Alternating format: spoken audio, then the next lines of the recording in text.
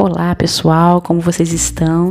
Trazendo um tema bem legal aqui para vocês, que é o bolo barril, onde vocês podem utilizar qualquer outro tipo de tema, né? Como por exemplo de cerveja, podem utilizar como nesse caso aí eu fiz o Tom e Jerry, enfim, é uma infinita possibilidade aí para esse bolo barril, tá bom?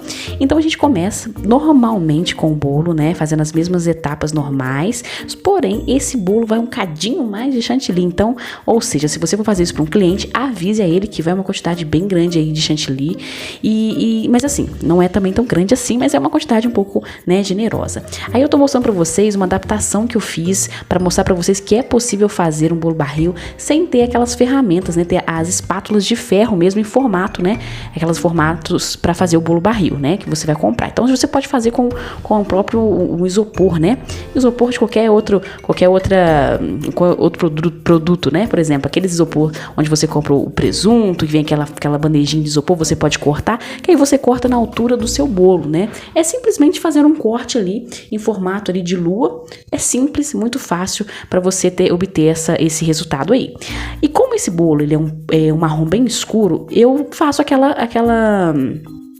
técnica que eu sempre falei pra vocês aí, que é passar uma camadinha com mais chantilly colorido, né, mais escuro, passar por cima, né, ou seja, a hora que partir, né, a maior parte de chantilly vai ser com chantilly mais clarinho, tá?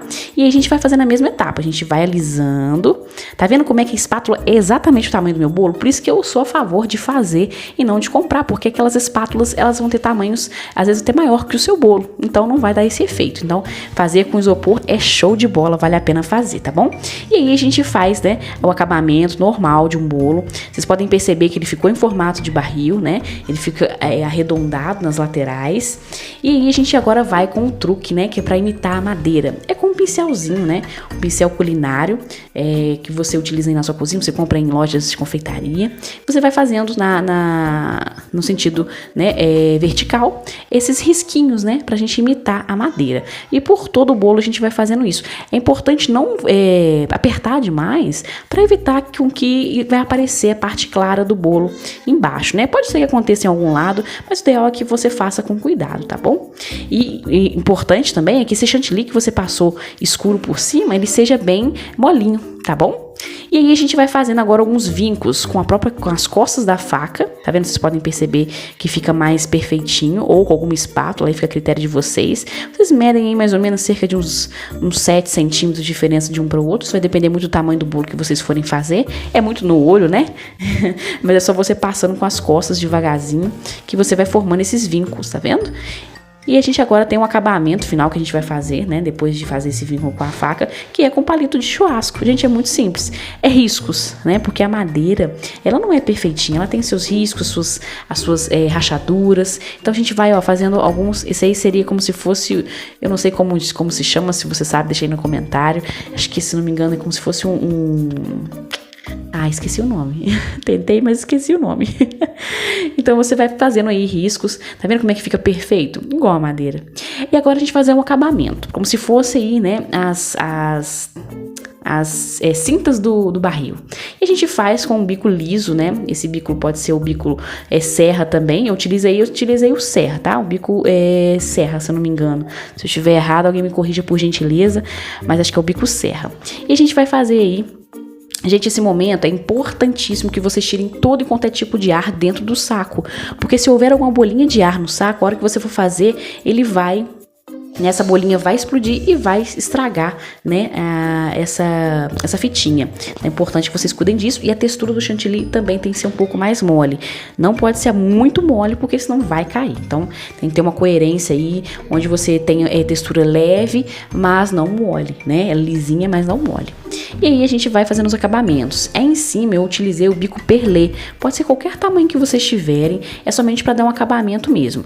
Aí a mesma dica, não deixem ar dentro do saco. Importante que vocês tirem todo o ar dentro do saco para evitar que dê bolhas e acabe estragando. Costuma dar, mas dá para consertar, mas é melhor menos trabalho, né? Para que vai dar tanto trabalho se você pode pensar antes, né? Então aí a gente vai até o finalzinho, tá vendo? Fica um acabamento bem legal. É importante que tenha esse acabamento. Olha como é que fica show.